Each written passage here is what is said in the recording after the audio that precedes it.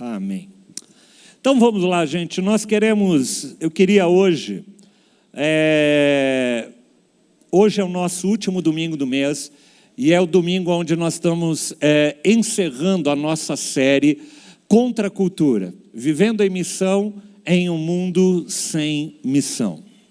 E ao longo dessa série nós falamos um pouquinho qual é o nosso posicionamento como discípulos de Cristo diante de uma sociedade que pensa e age de uma forma tão diferente daquilo que nós cremos como princípios e como valores.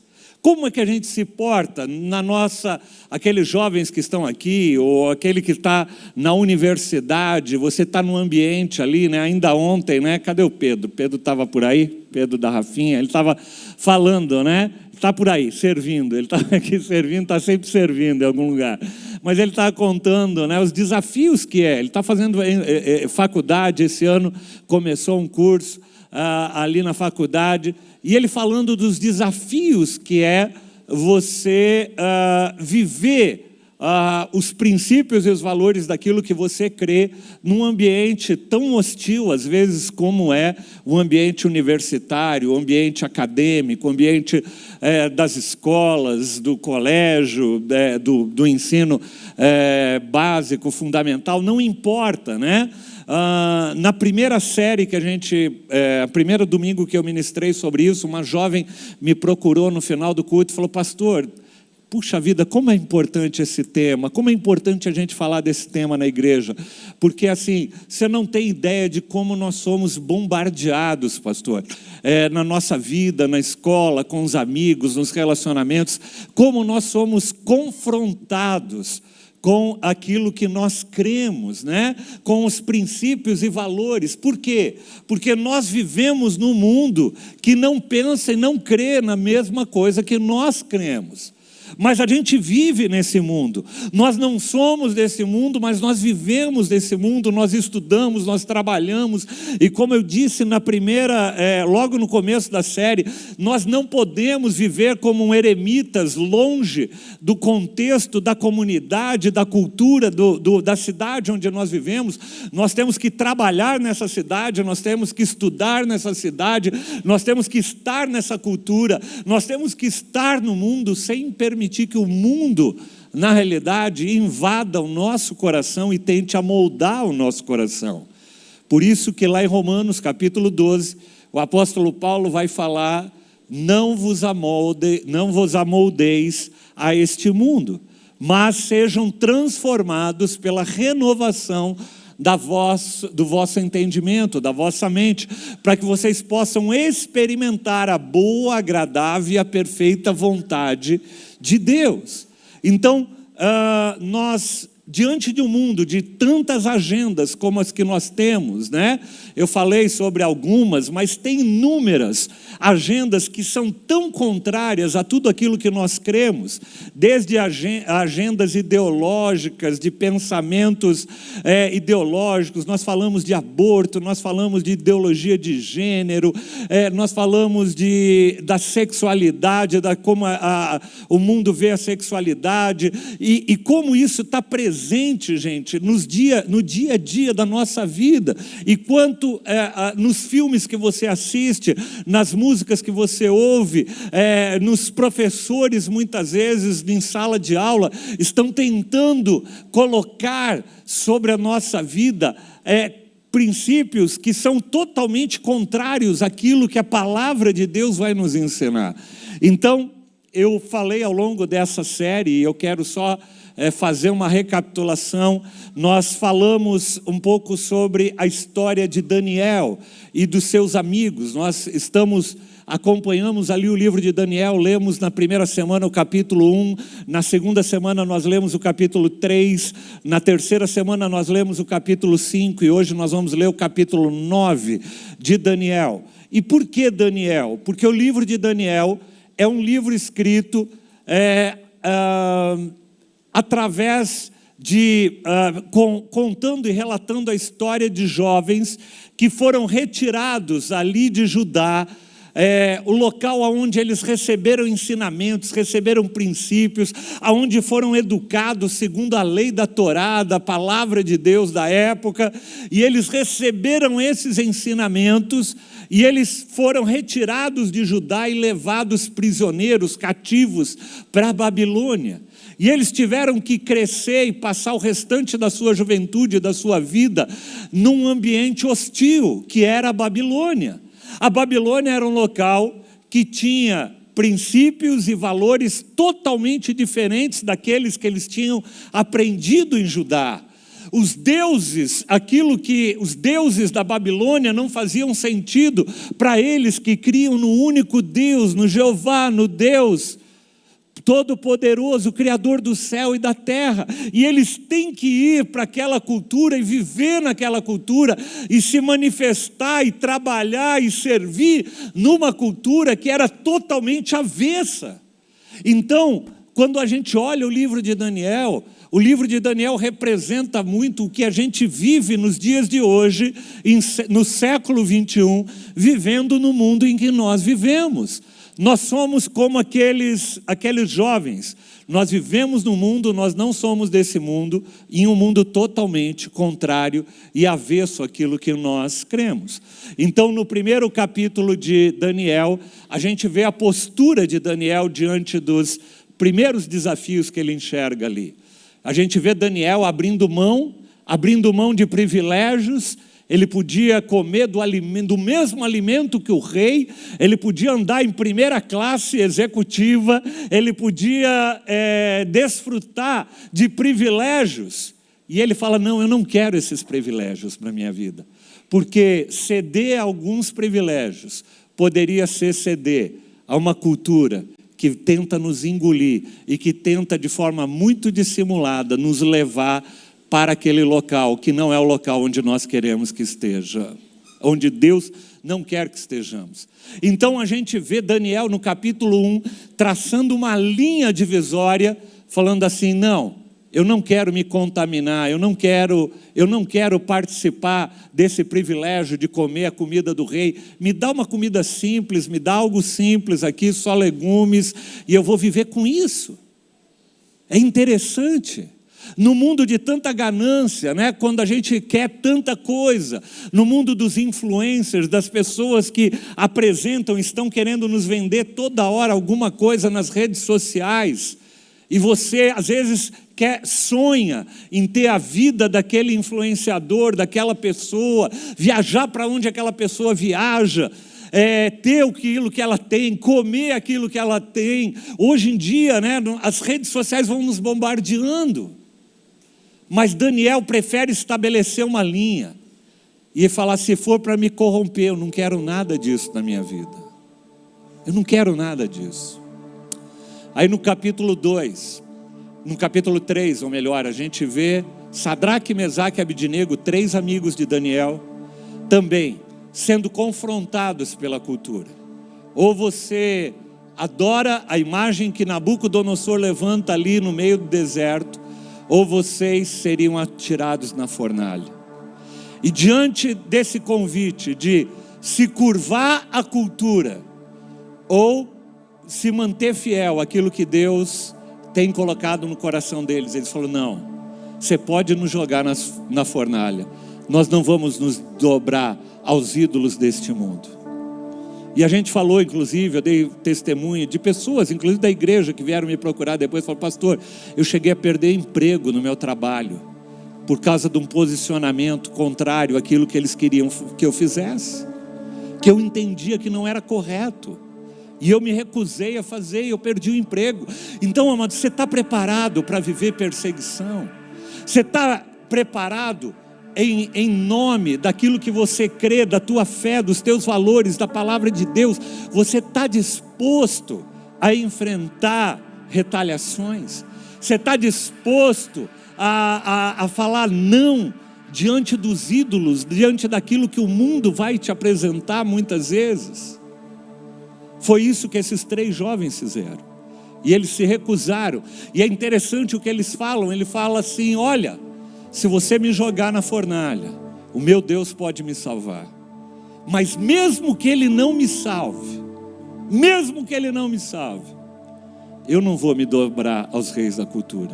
Quantas pessoas, gente, a gente conhece ao longo da história bíblica, recente ou remota, de pessoas que foram literalmente, não figuradamente, atirados na fornalha.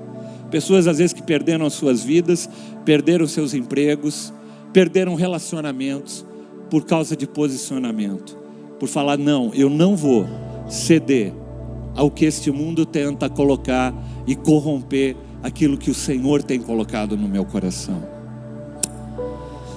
Na terceira semana nós falamos sobre a integridade e a devoção de Daniel.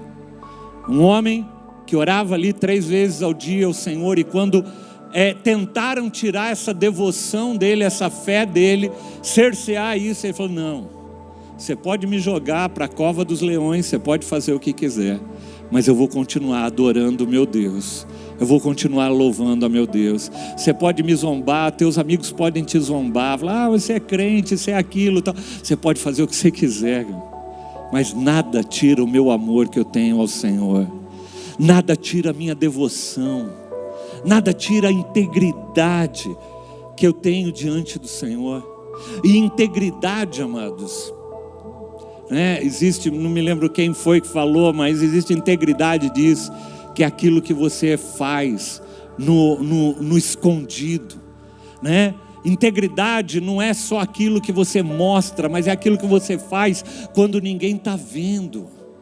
Você continua sendo íntegro, sendo fiel, sendo um discípulo de Cristo, sendo alguém que manifesta a glória de Deus, alguém que é sal e luz no meio de um mundo que está precisando de tanta referência, de tantas pessoas que sejam diferentes nos seus casamentos, nos seus relacionamentos, na forma de conduzir a sua juventude, na forma de conduzir os seus negócios. Nós precisamos ser sal e luz nesse mundo que nós vivemos. E aí eu queria chegar no capítulo 9 de Daniel. O livro de Daniel é um livro interessante. Do primeiro capítulo até o 6º capítulo, ele tem histórias. Ele é um livro narrativo que conta histórias, as histórias de Daniel. E é interessante que ele é escrito em aramaico. E alguns estudiosos acreditam que ele é escrito em aramaico, porque o aramaico era a língua mais falada ali daquele momento histórico. E o autor de Daniel faz questão de deixar registrado os feitos de Daniel, aquele jovem ali na Babilônia, para que o mundo pudesse conhecer e testemunhar daquilo que Deus fazia com eles. E aí, a partir do capítulo 7, o livro muda um pouco de forma literária. Ele começa a revelar visões que Daniel tinha acerca do futuro. E aí o livro volta a ser escrito a partir do capítulo 7 em hebraico novamente.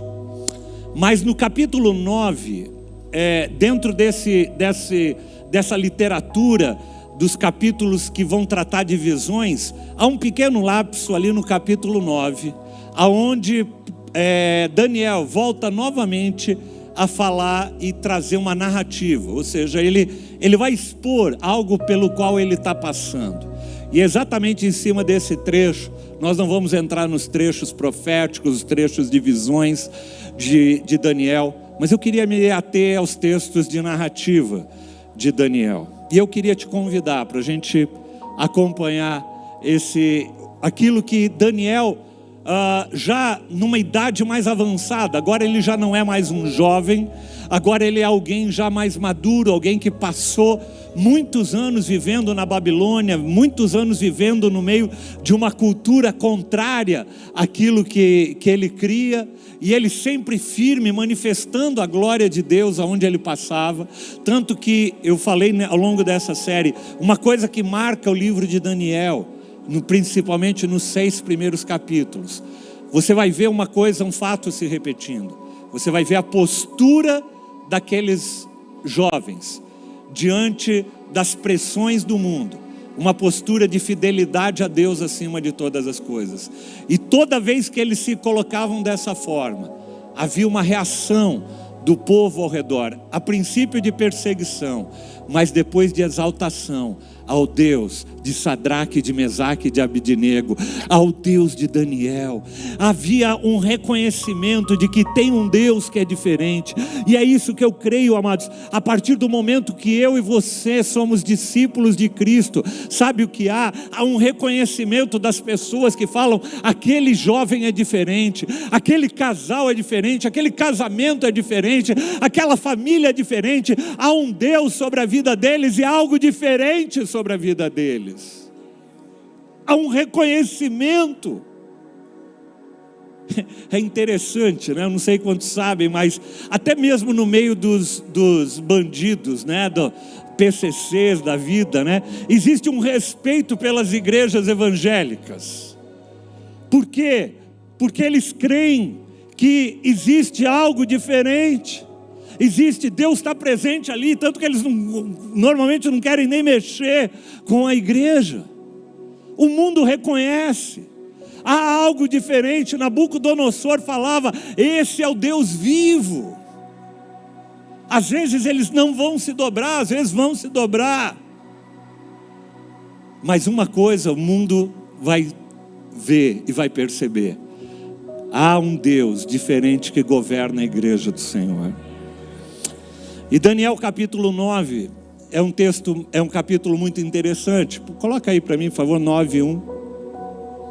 Ele vai dizer assim: Dario, filho de Xerxes, da linhagem dos Medos, foi constituído governante no reino babilônico. Agora já não era mais Nabucodonosor, era um outro rei, era um outro governante que reinava ali.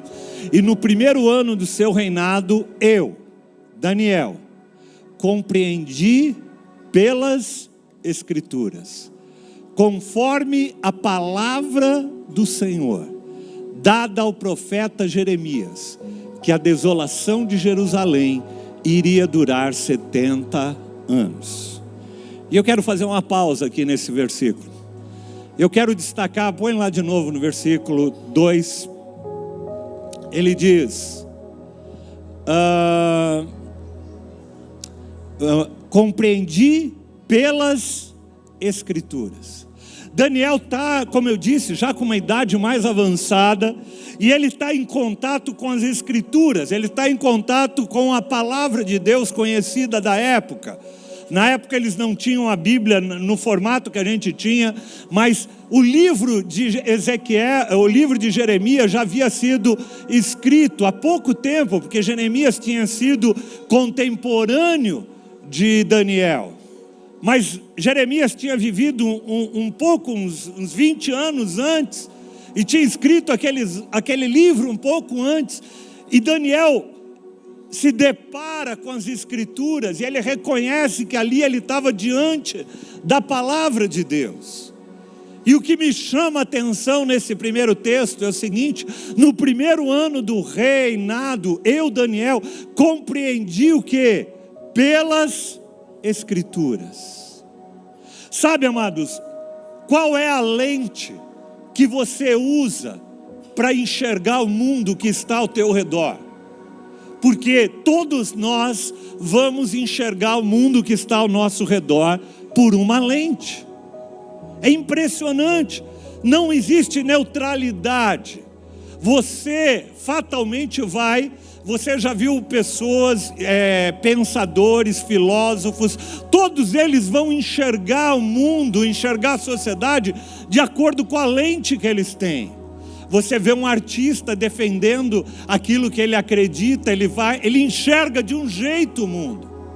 Você vai ver um pensador, um filósofo, como eu disse, ele vai enxergar o mundo de outro jeito. Se você perguntar para uma feminista que defende o aborto, ela tem um óculos pelo qual ela enxerga o mundo. Ela enxerga que a mulher tem direito sobre o seu próprio corpo e que, portanto, ela é dona e tem o direito de fazer o que ela quiser com o corpo dela, inclusive tirar uma criança que está no ventre dela. Esse é o óculos que ela enxerga. Se você pegar um bolsonarista, ele vai enxergar o mundo por um óculos e vai achar que tudo aquilo, o mundo é daquele jeito. Se você for pegar um petista, ele vai enxergar o mundo de um jeito, de acordo com uma ideologia política. Mas o Senhor nos convida, amados, a enxergar o mundo não de acordo com esses óculos que o mundo oferece, mas enxergar com os óculos da palavra de Deus, com os óculos da palavra, não com os óculos de uma ideologia política, não com os óculos de uma filosofia, de um pensamento moderno ou qualquer coisa do gênero, não. Deus nos convida sempre a gente olhar sobre uma perspectiva da palavra de Deus. Eu falei isso no começo da série, amados. Eu citei aqui, e eu não quero entrar no campo de vieses políticos, amados. Não, mas quando a gente olha, tem gente que começa a defender um lado de forma ferrinha, outro defende o outro lado de forma ferrinha. Aí eu sou de esquerda, eu sou de direita, e se você é de esquerda, você tem que comprar todo o pacote de esquerda, e se você é de direita, você tem que comprar todo o pacote de direita. E aí quando a gente vai para as Escrituras, a gente vai ver nas Escrituras que tem pautas que o Senhor defende aqui, que se a gente for olhar, são de esquerda, e tem pautas aqui que o Senhor defende que são de direita. Então nós não somos de direita nem de esquerda, nós somos do reino de Deus, nós somos embaixadores de Cristo aqui nessa terra. Amém, amém. Nós somos contra as coisas erradas que a esquerda faz, nós somos contra as coisas erradas que a direita faz, porque o nosso óculos não é ideológico, mas o nosso óculos é a palavra de Deus. Aquilo que é certo, aquilo que é errado, que a Bíblia diz que é errado. Não importa se é a pessoa que eu gosto, se é a pessoa que eu tenho simpatia ou não, não importa se é errado, segundo a palavra de Deus, está errado. Não é através dos nossos gostos. Ah, pastor, mas eu acho tão legal. Você não tem, eu e você não temos que achar nada, é o que a palavra de Deus acha.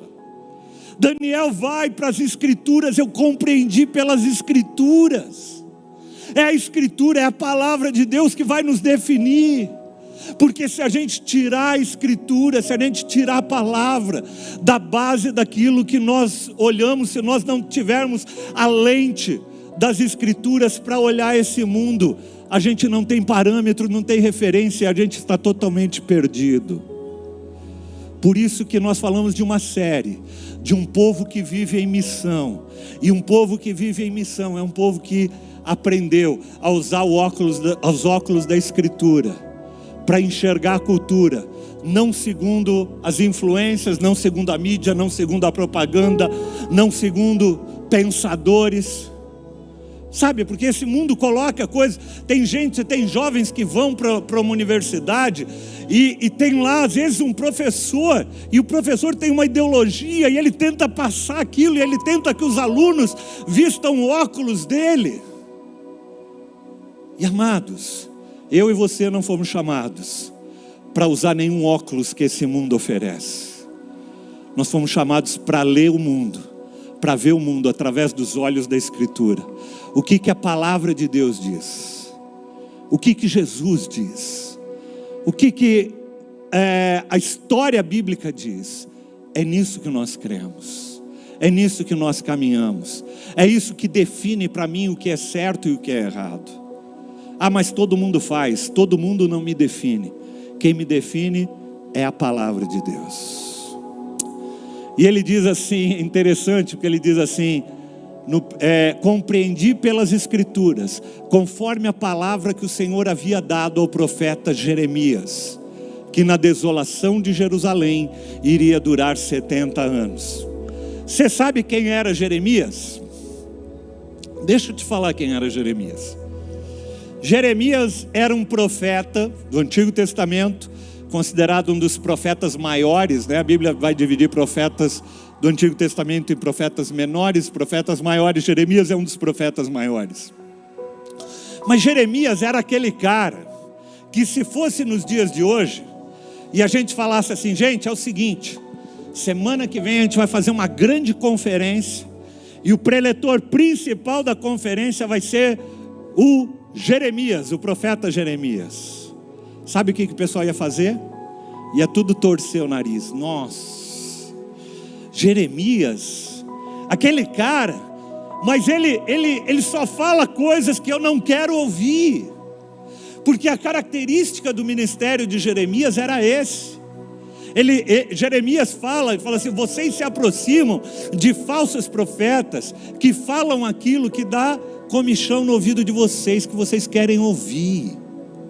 Quando o povo foi retirado de Judá e levado para a Babilônia, apareceu um monte de profeta falando assim, falsos profetas falando assim: olha, vocês vão ficar pouquinho tempo lá na Babilônia, não precisa nem desfazer as malas não, sabe? Você fica pouquinho tempo. E Jeremias entra lá e fala: não, vocês vão ficar bastante tempo na Babilônia. Vocês vão ficar 70 anos na Babilônia. Vocês tratem de construir casas, vocês tratem de preparar a horta, pomar na casa de vocês, vocês tratem de casar-se, dar seus filhos em casamento, porque vocês não vão ficar pouco tempo. O que a gente gosta mais de ouvir? A gente gosta de ir num culto onde a gente ouve: ai, que bênção, Deus falou lá através do profeta que o meu sofrimento vai ser bem curtinho, né? Bem curtinho, vai passar rápido. Você gosta mais de ouvir um profeta assim, ou de um profeta que vai falar assim: olha, Deus está me falando que esse perrengue que você está passando vai durar 70 anos. Aí você fala: cruz credo, eu vou para outra igreja, que é isso? Jeremias era mais ou menos assim. Jeremias era o cara que ninguém queria ouvir. O número de seguidores dele no Instagram da época, assim, devia dar uma meia dúzia. Era ele, a mãe dele, só alguns que seguiam Daniel lá, mas ninguém seguia ele. Enquanto tinha uns caras que bombavam lá, porque ele falava aquelas palavras que todo mundo quer ouvir. E nós vivemos numa cultura, amados, onde a gente tem procurado nos acercar de pessoas que falam aquilo que a gente gosta de ouvir. Eu não sei se vocês sabem, mas uma das artimanhas do algoritmo, né, dos algoritmos, o tal famoso algoritmo da rede social, é colocar no teu feed pessoas e posts que tenham a ver com aquilo que você gosta. Todo mundo já experimentou isso, né? Você fala assim: ai, puxa vida, eu gosto de viajar para o Nordeste. Aí você faz uma pesquisa lá, assim, começa a entrar tudo que é sugestão para você ir para o Nordeste, dicas de passeio para o Nordeste, tudo para o Nordeste. Aí se você colocasse lá: eu detesto o Nordeste, ia aparecer um monte de coisa no teu feed falando por que você deve detestar o Nordeste. A gente vive esse mundo hoje, e a gente vai se acercando de notícias. Você vai recebendo notícias a todo momento de coisas que você quer ouvir, de coisas que agradam o teu coração, de coisas que vêm ao encontro daquilo que você gosta. Você fala: olha, não sou só eu que penso assim, tem tanta gente que pensa assim. Mas Daniel, ele não se deixa levar pela cultura que ele vivia. Na cultura que ele vivia na Babilônia, as pessoas gostavam de muitas coisas, mas Daniel não se atém à escritura, ele não lê a vida dele, não lê a sociedade através das lentes do mundo, mas ele lê através da lente das escrituras. E é interessante, porque quando ele fala desse texto de Jeremias, por exemplo, eu acredito que dentro daquilo que ele leu ali em Jeremias, tinha, por exemplo, ele estava lendo Jeremias capítulo 25, versículo 11, ele diz: toda essa terra se tornará uma ruína.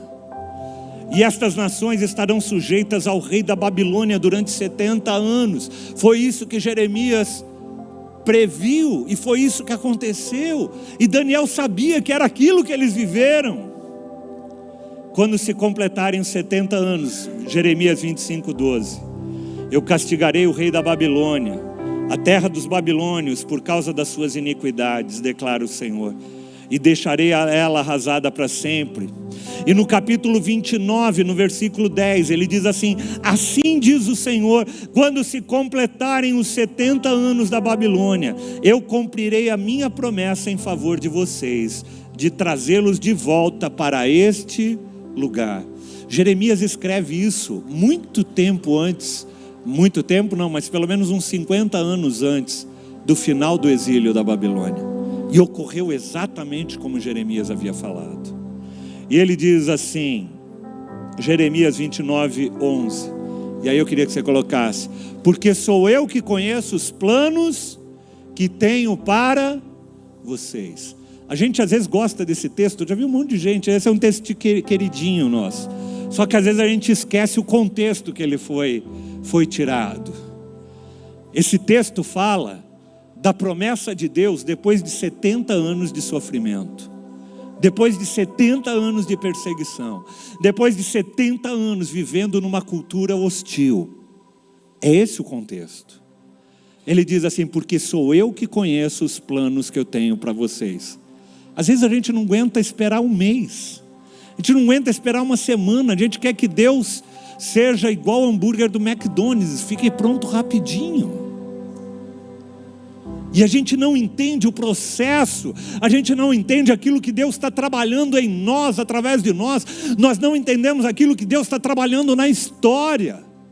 E ele diz: porque sou eu que conheço os planos que eu tenho para vocês, diz o Senhor.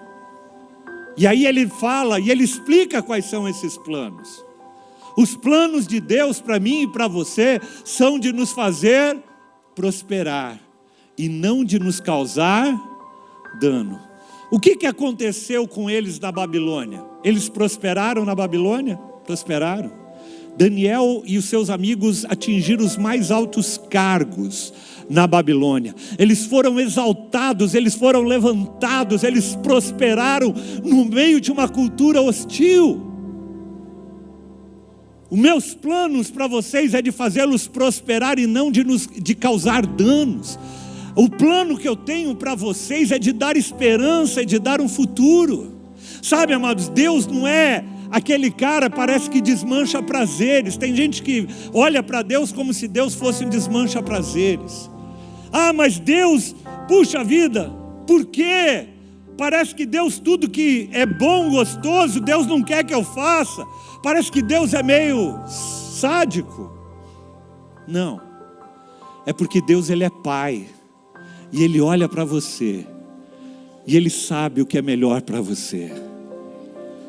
Quem aqui é pai, e já tem uma trajetória como pai, você sabe que teus filhos às vezes vão falar: pai, mas eu quero fazer isso. Fala: não, isso não vai ser bom para você. Ah, mas eu quero. Não, você não.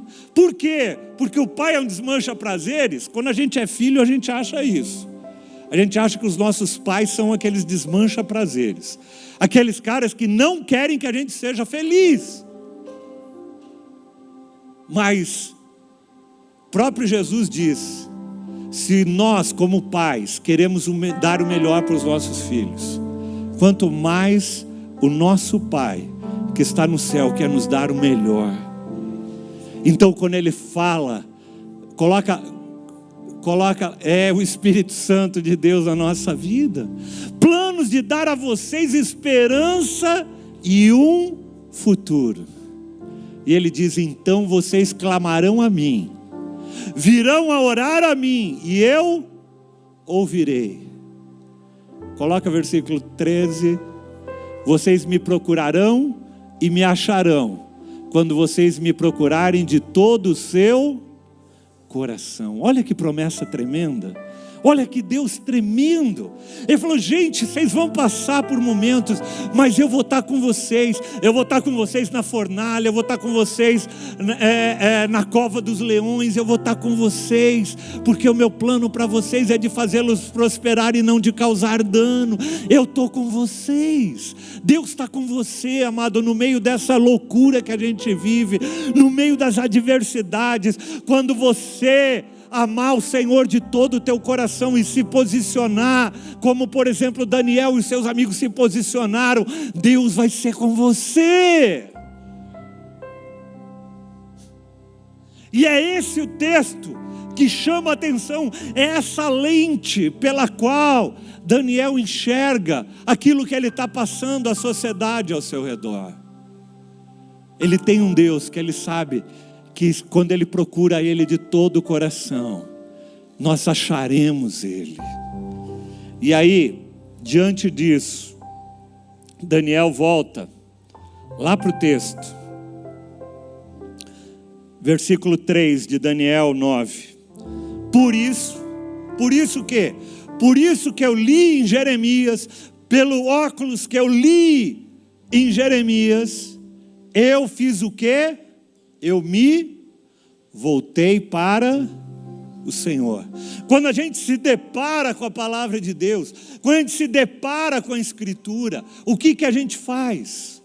A gente se volta para o Senhor.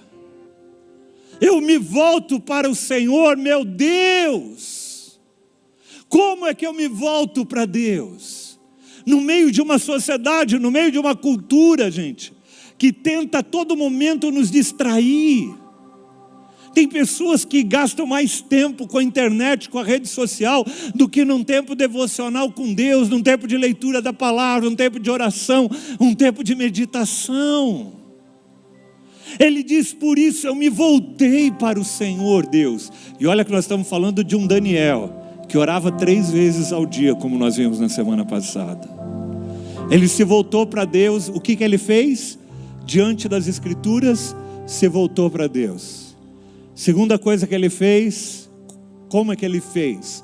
Ele fez isso através de orações, súplicas, jejum e arrependimento. Ele diz assim: em pano de saco e coberto de cinza.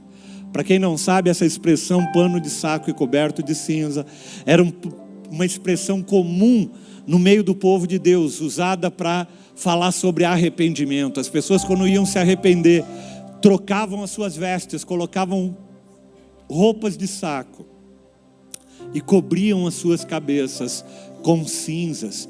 Isso era um sinal de arrependimento. E aí no versículo 4, ele diz assim: eu fiz o quê? Orei ao Senhor, o meu Deus. Meu Deus. Por quê? Por que eu faço o que eu faço? Porque eu tenho um Deus que é meu Deus, é o meu Deus querido, é o meu Deus Emanuel, é o meu Deus que está comigo, é o meu Deus que é o meu pastor e caminha comigo em todos os momentos. E ele diz: orei ao Senhor, o meu Deus, e confessei: ó Senhor, Deus grande e temível, que mantens a tua aliança de amor com todos aqueles que te amam e obedecem os teus mandamentos. Olha que texto lindo, gente. Senhor, eu orei ao Senhor, o meu Deus. E quem é esse meu Deus? É o Deus grande e temível, que mantém comigo uma aliança de amor. Você consegue entender isso? Porque se você não entende isso, amados, você não consegue se posicionar diante da cultura que você vive. Se você não entende que você tem um Deus que tem uma aliança contigo, que te ama profundamente, sabe o que vai acontecer? Você vai se corromper no meio dessa sociedade, da cultura que você vive.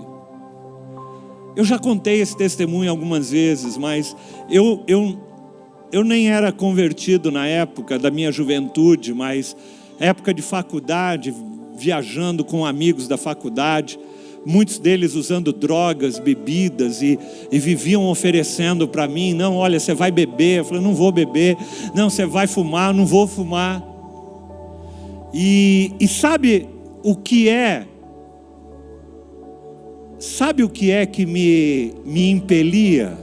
Sabe o que é que me fazia com que eu não cedesse aquelas coisas? É porque eu tinha um amor tão grande pelos meus pais. E eu sabia que se eu entrasse naquele barco, eu ia causar uma decepção tão grande para eles, uma frustração tão grande, que por causa do meu amor a eles, eu me mantinha longe daquelas coisas. Quando você entende o amor do Deus Pai, que é muito maior pela tua vida, você não vai ceder à cultura desse mundo, porque você fala assim: meu Deus tem uma aliança comigo. Mas a aliança dele não é com todos, é com todos aqueles que amam e obedecem os seus mandamentos. Porque esse é um grande problema nos dias de hoje. Tem muita gente nas igrejas levantando a mão, falando: Senhor, eu te amo, te louvo, te adoro, tu és belo, tu és maravilhoso, isso e aquilo. Mas na vida não obedece a palavra de Deus. E a palavra de Deus, o próprio Jesus vai falar: aquele que me ama será amado de meu Pai, e eu me manifestarei a ele. Mas aquele que me ama é aquele que obedece os meus mandamentos. Sabe, irmãos, não é um amor da boca para fora. Você já viu gente, namorado que chega para namorada ou vice-versa: ai, eu te amo, na primeira oportunidade que tem, está traindo, está... A igreja do Senhor é assim. É que nem aquela mulher infiel lá relatada em Oséias. A gente levanta as nossas mãos, a gente fala: a gente te ama, Senhor, a gente te adora, Senhor. Mas na primeira oportunidade que tem, nós estamos traindo, nós estamos nos afastando. Por quê? Porque você não entendeu o amor e a aliança de amor que esse Deus tem para com você. Porque se você entendesse a dimensão desse amor, se você entendesse a obra que Jesus fez na cruz do Calvário, se você entendesse o sacrifício dele, você obedeceria, e você não amaria só de palavras. A igreja do Senhor precisa ser a igreja do Senhor que vai andar na contracultura desse mundo. É uma igreja que entende a aliança de amor, um Deus de aliança, que firmou uma aliança com você, profunda, e a todos aqueles que te amam e obedecem os seus mandamentos. E aí no versículo 5 ele vai falar: nós temos cometido pecados, Senhor. Daniel olha, e a gente viu ao longo dessas semanas a integridade de Daniel. Mas Daniel está colocando o povo ao seu redor, todo o povo de Deus. Ele fala: nós temos cometido pecado, nós somos culpados mesmo, nós temos sido ímpios e rebeldes, nós temos nos afastado dos teus mandamentos e das tuas leis, nós temos se parecido mais com o mundo do que com o teu reino. A igreja do século 21, nós temos nos afastado, nós não demos ouvidos, ele diz no versículo 6, aos teus servos, aos teus profetas. Quantas pessoas, amados, vêm num culto de domingo e saem por aqui, e é como se tivesse dado banho em pato. Sabe como que é dar banho em pato? Alguém já viu? Pato tem as penas impermeáveis. Você pode enfiar ele dentro de uma banheira, tirar, a água não gruda. É que nem quando você passa impermeabilizante no sofá e cai água, sabe que a água não entra? É a mesma coisa, a palavra não entra. Ele vem domingo após domingo, mas ele não consegue escutar. Por isso que Jesus talvez vá falar tantas vezes: quem tem ouvidos para ouvir, ouça. Porque tinha muita gente que estava ao redor de Jesus que também ouvia, mas não escutava. Hello. não demos ouvidos aos teus servos. Nós não demos ouvidos aos teus profetas, aqueles que falaram no teu nome. Nós não demos ouvidos aos teus reis. Nós não demos ouvidos aos nossos líderes, aos nossos antepassados e a todo o teu povo. A gente vive uma geração, amados, que desconsidera as gerações anteriores. É tudo careta, é tudo gente que não entende. A geração antiga não sabe de nada, não sabe nem mexer no celular direito. Tem que chamar os filhos para ajudar a configurar lá o celular, porque não sabe nem configurar um celular. Essa é a geração que nós vivemos, que desconsidera a geração passada.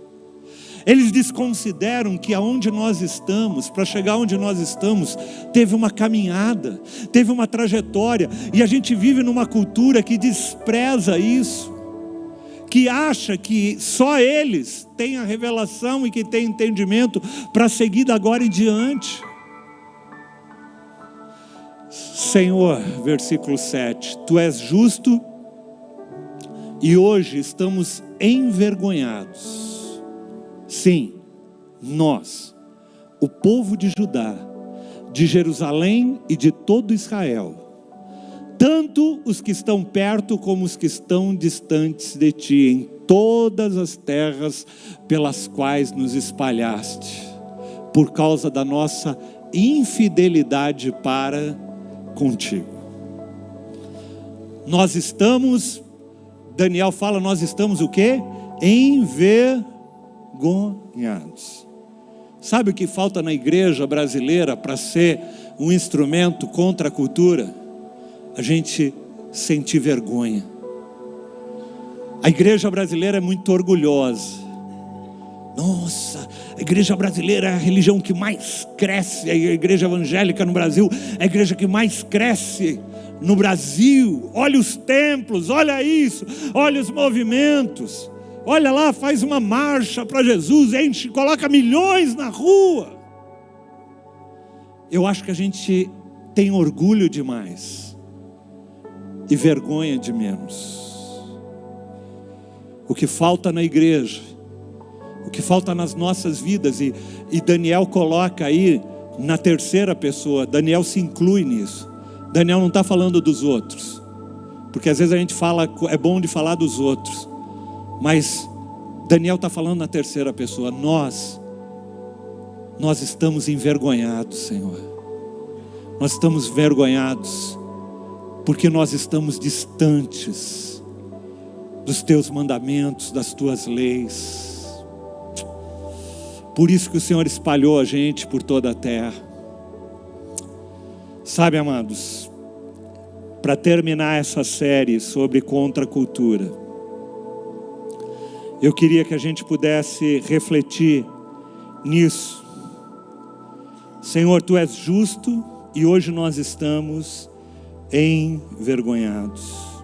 Versículo 8, Senhor, nós e nossos reis, nossos líderes, nossos antepassados, nós estamos envergonhados por termos pecado contra Ti.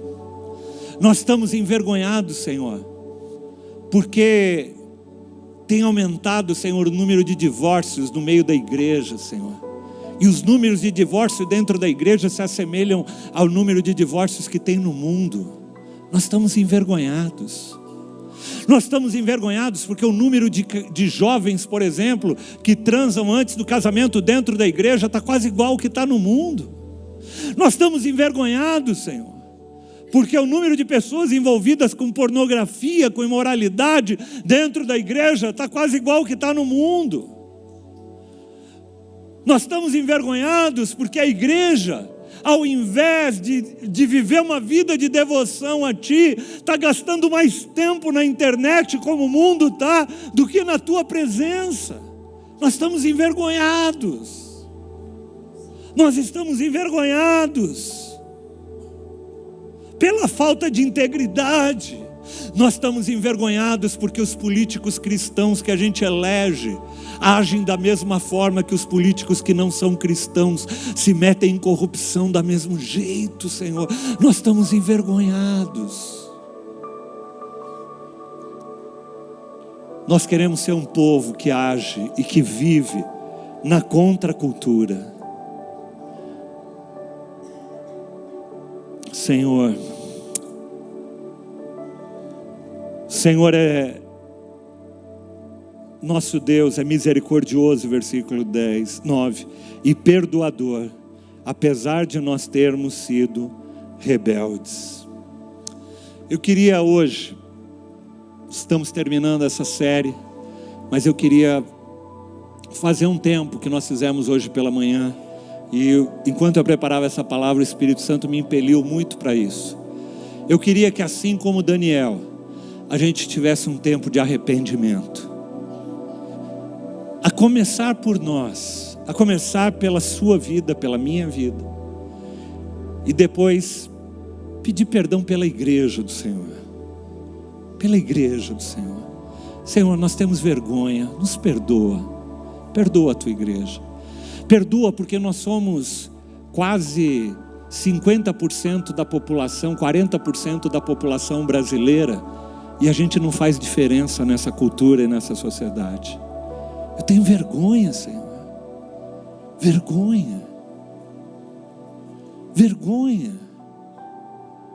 Uma vez eu vi estatísticas de igrejas, principalmente as igrejas assim, às vezes pequenas, da periferia.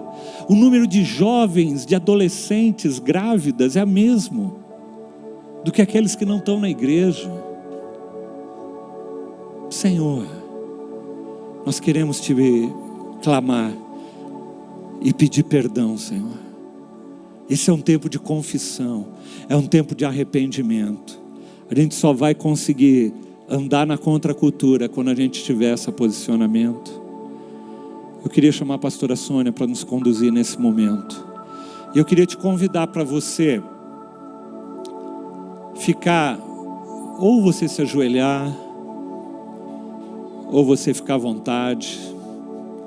Mas eu queria que a gente tivesse um tempo agora como igreja, de pedir perdão ao Senhor, e de nos arrepender, de reconhecer a nossa miséria, as nossas mazelas, quer seja elas como corpo de Cristo, quer seja individuais, de não fazer diferença na sociedade, no mundo, no condomínio, na escola onde a gente vive, aonde a gente estiver.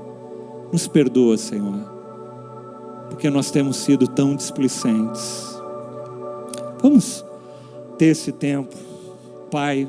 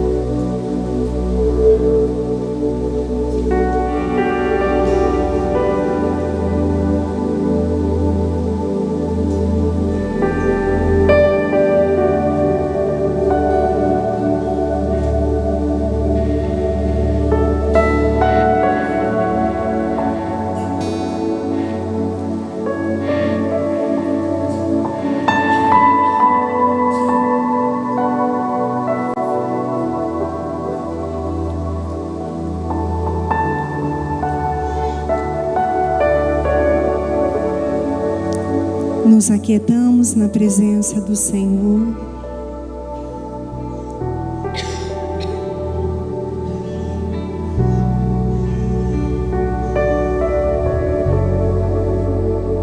E pedimos para que o Espírito Santo,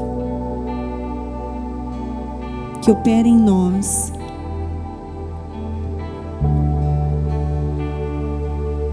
a convicção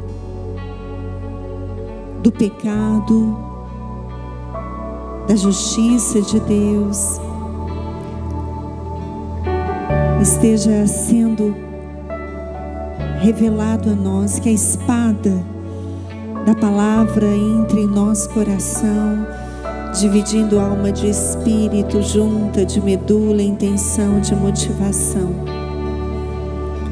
E nessa hora, Senhor, assim como nós vemos a tua exortação às igrejas de Apocalipse, nós entramos na tua presença, te pedindo perdão, primeiramente por termos esfriado o nosso coração, primeiramente porque pensamos de nós mais do que convém. Quando o teu Espírito nos convida a comprarmos colírio, a comprarmos vestes porque estamos nus, a tua igreja, Senhor, tem rasgado as suas vestes, e nós estamos hoje nus, precisando ser vestidos pela tua glória, vestidos pela tua graça, pela tua misericórdia. Senhor, nós te pedimos perdão pela frieza, pela mornidão. Nós te pedimos perdão, Senhor, porque a tua palavra é tão clara em falar sobre aqueles que querem os primeiros bancos, que querem os primeiros lugares, que querem ser notados, quando o Senhor nos chama a um lugar de silêncio, de constrangimento e de arrependimento. Senhor, nós te pedimos perdão porque temos considerado a nossa vida como ganho, quando o Senhor nos fala para considerarmos tudo como perda. Nós queremos te pedir, Senhor, perdão quando temos consumido o ensino que é abominável ao teu coração, quando temos alimentado o nosso coração de expectativas irreais, quando temos alimentado o nosso coração de confiança no homem, e o Senhor nos convida a confiarmos totalmente no Senhor.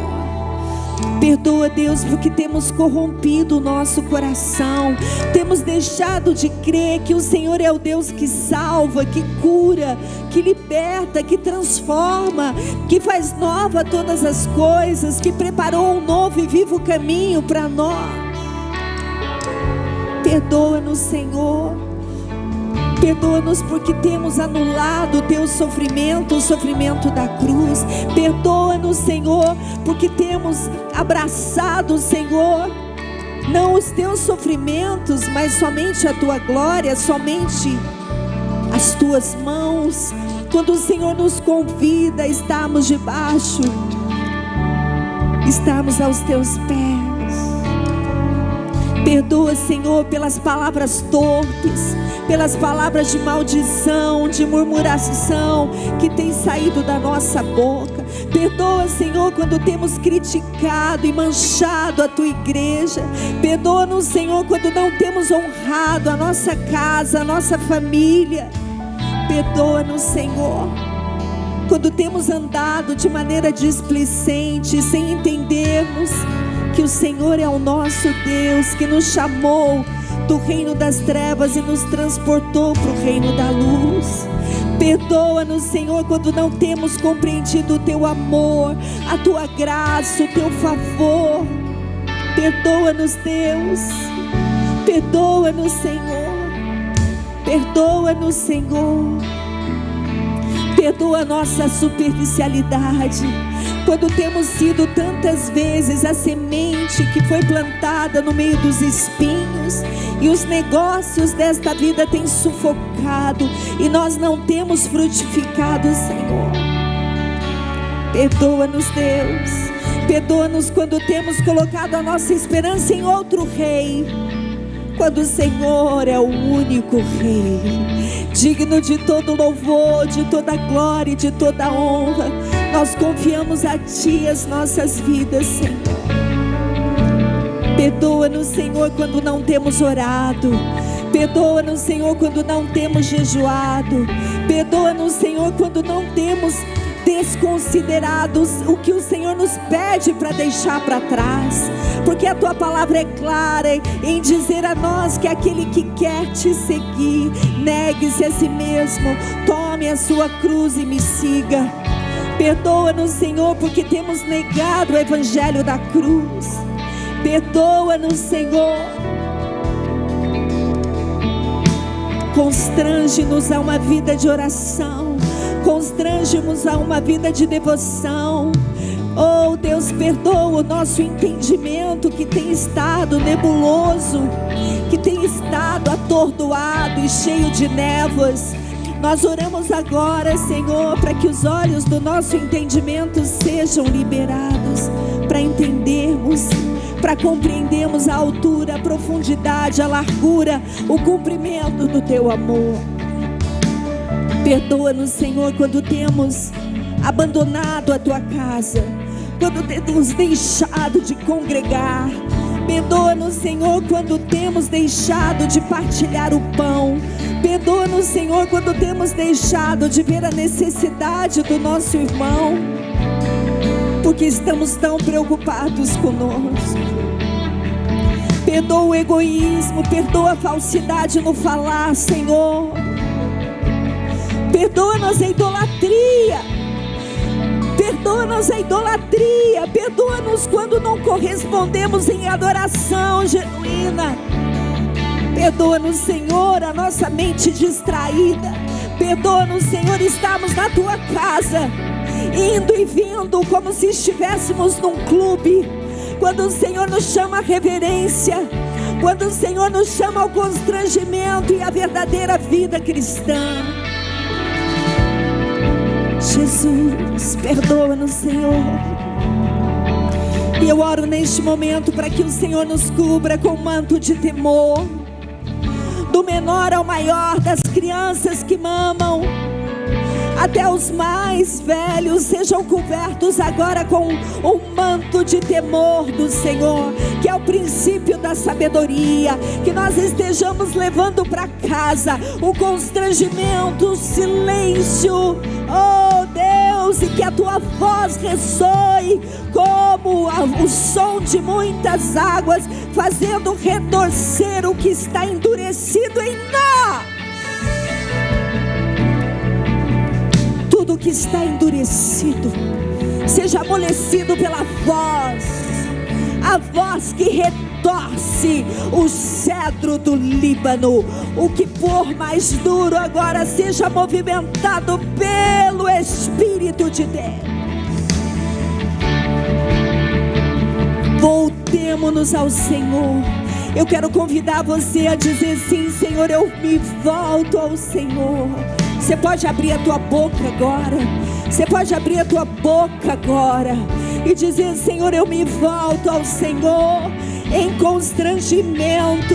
Oh Deus, reconhecendo a infidelidade do meu coração, reconhecendo a idolatria do meu coração, reconhecendo, Senhor, as minhas mazelas e te pedindo misericórdia. Ora lá lá reconhecendo que sou noiva do Senhor, reconhecendo que eu não quero ser naquele dia vista sem óleo. Eu não quero naquele dia, eu não quero que a minha descendência naquele dia seja encontrada sem óleo.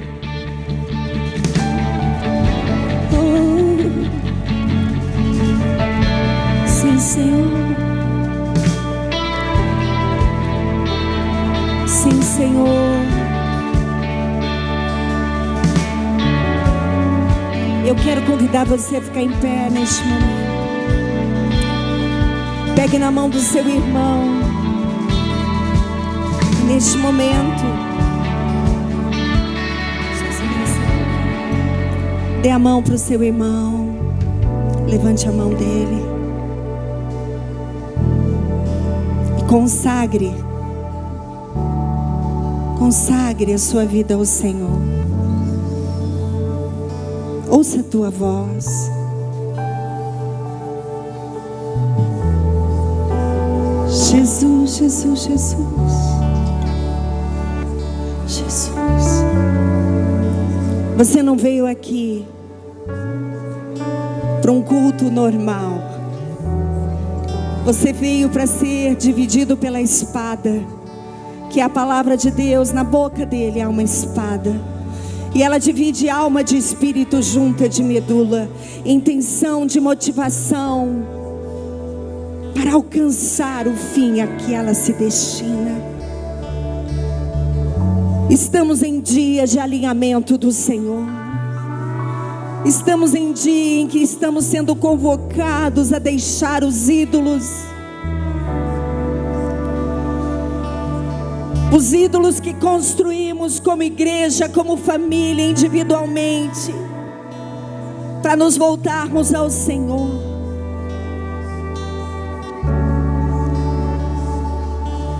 Aperfeiçoa a tua obra, Senhor, em nós. Aperfeiçoa a tua obra em nós.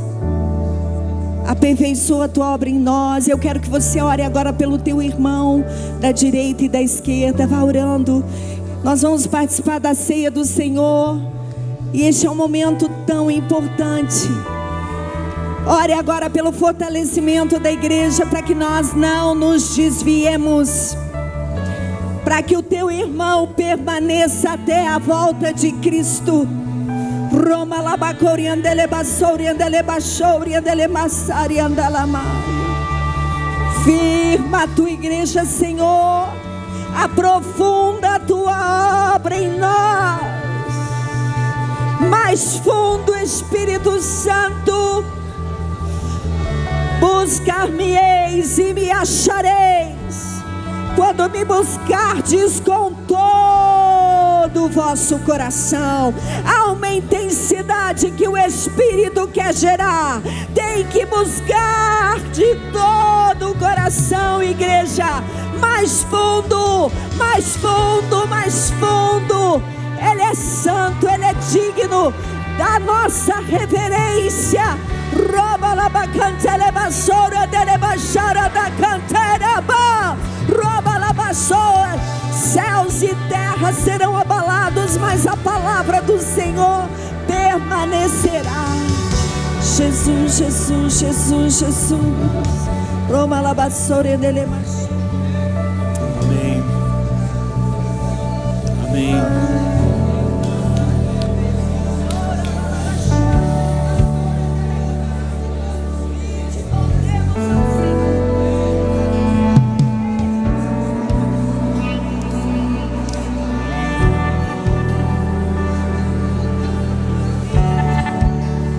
Amém, Senhor.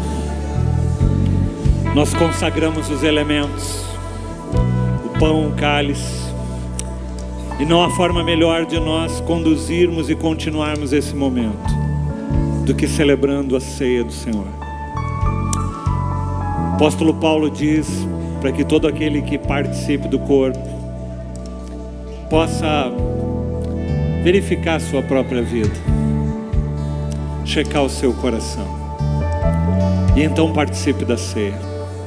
Eu quero te convidar para você participar da mesa do Senhor nesse momento. Todos aqueles que são batizados, todos aqueles que um dia passaram pelas águas do batismo, todos aqueles que um dia de forma consciente entregaram a sua vida a Jesus e declararam Ele como Jesus Senhor e Salvador. Eu quero te convidar para você sentar-se à mesa da graça e do favor de Deus nesse momento.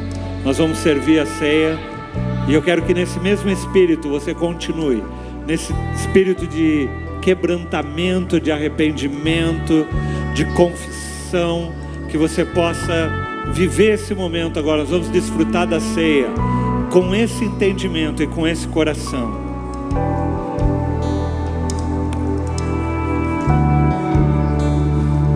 A ceia do Senhor representa o fato de Jesus ter nos dado tudo. Você terá que deixar algo.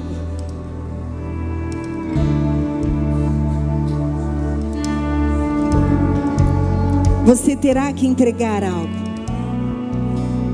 O Senhor quer o teu coração. O Senhor quer a entrega dos ídolos que nós temos construído. O Senhor te quer por completo. O seu amor foi completo na cruz. E a nossa resposta precisa ser completa a Ele. O Espírito vai nos ajudar. O Espírito é o ajudador da igreja. Foi Ele que Jesus deixou para nos ajudar e nos impulsionar. Mas eu quero te dizer, é hora de entrega.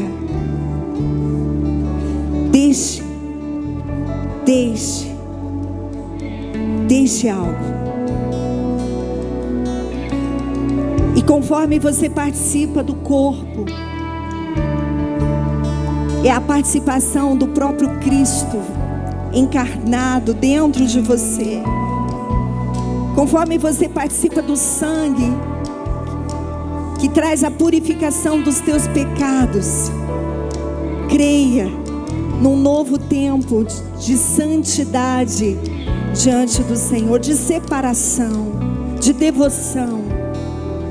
O Senhor está nos convidando com seu amor, nos colocando no caminho mais estreito, num caminho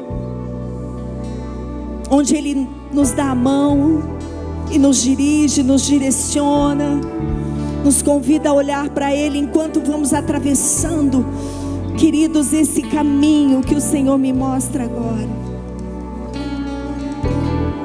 Vamos deixando aquilo que tem nos impedido de olharmos para Jesus. Daniel vai terminar esse trecho do capítulo 9 dizendo, orando ao Senhor: Senhor, inclina os teus ouvidos, abre os teus olhos e vê a desolação da cidade que leva o teu nome. Eu diria: Senhor, vê a desolação da cultura, do mundo que a gente vive, da igreja nos dias de hoje. E nós te fazemos pedidos, Ele diz, não por sermos justos, mas por causa da tua grande misericórdia. Se o Senhor faz algo por nós, gente, não é porque nós merecemos, mas é por causa da misericórdia dEle. Porque se fosse por merecimento, a Bíblia diz que nós seríamos consumidos a cada manhã. E é a misericórdia do Senhor que faz com que nós não sejamos consumidos. E Daniel fala isso, não, nós fazemos esse pedido não porque nós somos justos, não porque nós somos plenos, mas por causa da tua grande misericórdia. E o versículo 19 diz: Senhor, ouve, Senhor, perdoa, Senhor, vê e age. Por amor de ti, meu Deus, não te demores, pois a tua cidade e o teu povo levam o teu nome. Sabe, amados, o Senhor ouviu essa oração de Daniel. E o que nós estamos fazendo aqui é a resposta de Deus a essa oração. O Senhor envia o seu Filho Jesus, o fruto da misericórdia e da graça, não porque nós o amássemos, não porque nós o buscássemos, mas porque Ele nos amou. Ele envia o seu Filho para que Ele vá naquela cruz, e ali naquela cruz Ele leve sobre Ele o castigo e os pecados que deveriam estar sobre nós. E naquela cruz Ele reconstrói o nosso relacionamento com o Pai. Eu queria que você entendesse isso. Ao participar da ceia, é um momento de ratificar essa grande aliança desse Deus de grande amor, que não poupou o seu único filho para morrer em nosso favor, para que nós pudéssemos ser testemunhas dele por onde nós andássemos, para que nós saiamos por essas portas aqui e nós possamos ser sal e luz, podemos ser cada vez mais parecidos com ele. Vamos participar do pão juntos.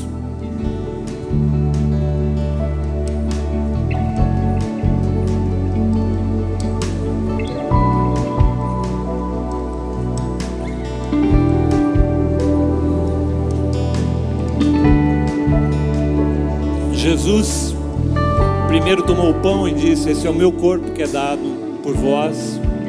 Logo em seguida ele toma o cálice e fala assim: este é o meu sangue, O sangue da nova aliança. Daniel experimentou um Deus de aliança, que fazia com seu povo uma aliança de amor.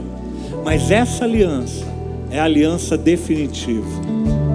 Essa é a aliança de sangue que Jesus faz, que o Pai faz conosco através de Jesus Cristo, demonstrando o seu infinito amor, para que nós possamos ser, como eu disse, cada vez mais parecidos com Ele.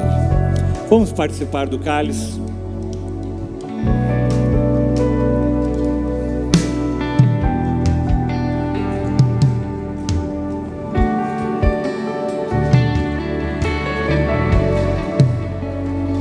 Eu não conheço outra canção que lhe descreva em perfeição. Eu não conheço outra canção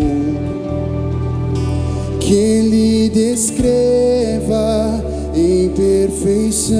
Eu não conheço outra canção que lhe descreva em perfeição. Eu não conheço outra canção que lhe descreva em perfeição. Santo, Santo, Deus poderoso, declare. Santo, Santo, Deus poderoso, declare mais uma vez. Santo, Santo, Santo, Deus poderoso.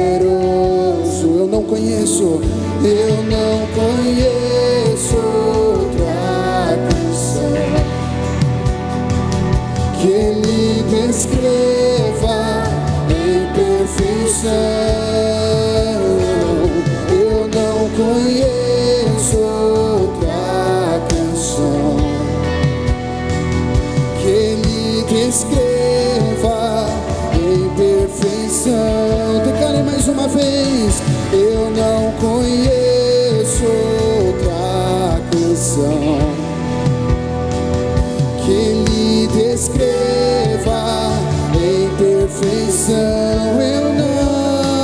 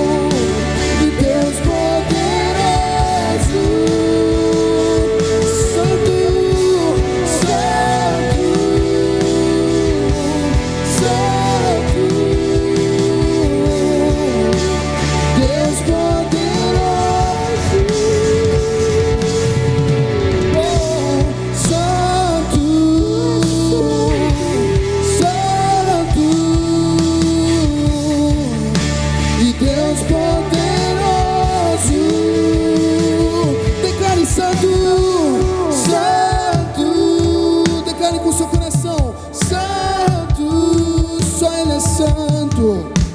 E Deus poderoso, santo, santo, santo, santo. Deus poderoso e não outro, e não há outro igual. Tu és santo, santo.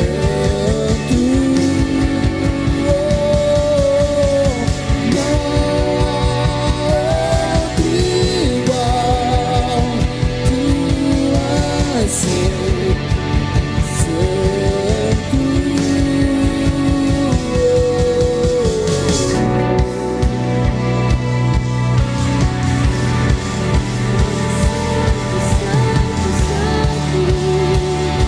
só Ele, só Ele.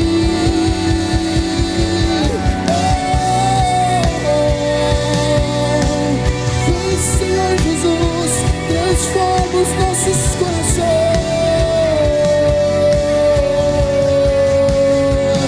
Que se abram os céus, que teu reino vem. Nossa fé está no nosso Deus. Que se abram os céus, que se abram os céus. Nossa fé está no nosso Deus. Que os céus, e que os céus fechados se abram. Teu reino venha mover. A nossa fé e esperança estão em Deus, grande Deus. Que os céus fechados se abram. Teu reino venha mover. A nossa fé e esperança estão em Deus, grande Deus.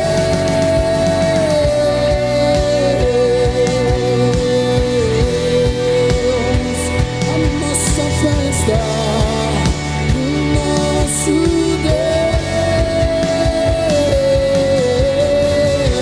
Santo,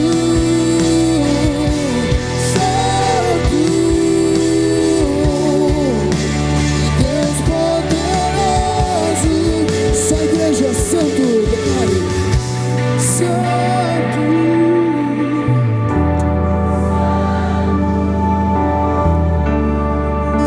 E Deus poderoso, mais uma vez. Santo,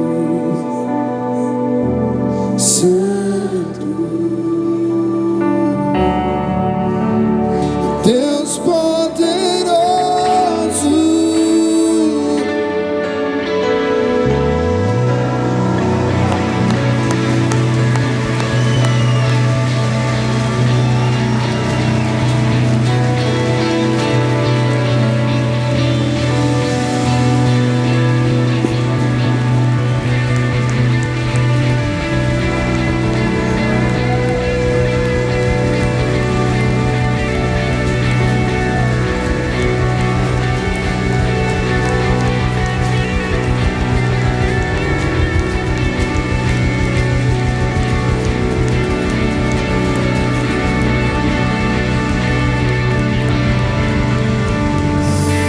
Sabe, quando Jesus faz a ceia do Senhor, Ele fala: fazer isso em memória de mim até que eu volte. Um dia Jesus vai voltar, e a sua volta está cada vez mais breve. E quando Ele voltar, nós não vamos mais precisar ser contra a cultura, porque o reino do Senhor vai ser estabelecido. E todos os povos, todas as tribos, todas as línguas e todas as raças virão diante dele e declararão o único cântico: Santo, Santo, Santo és tu. Em unanimidade. Nós não precisaremos mais ser contra a cultura. Mas enquanto Jesus não volta, ao sair por essa porta, lembre-se, você está num ambiente que não crê no que você crê. E você tem que ser sal e luz, você tem que ser diferente. Você tem que resplandecer e refletir a glória desse Deus maravilhoso. Que o amor desse nosso Deus, que a graça do nosso Senhor Jesus, Que o consolo e a direção do Espírito esteja sobre você e a tua família. Deus abençoe e tenha uma excelente semana. Amém.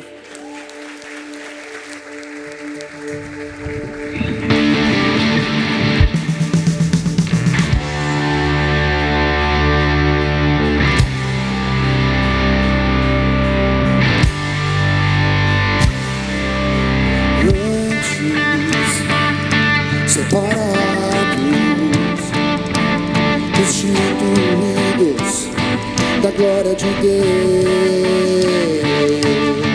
agora justificados pelo sangue, feitos filhos de Deus. Cante, cante, cante, exalte o Senhor, eles são os teus feitos entre as nações, povos, tribos, línguas, em uma só voz, saudai o Rei com devido louvor.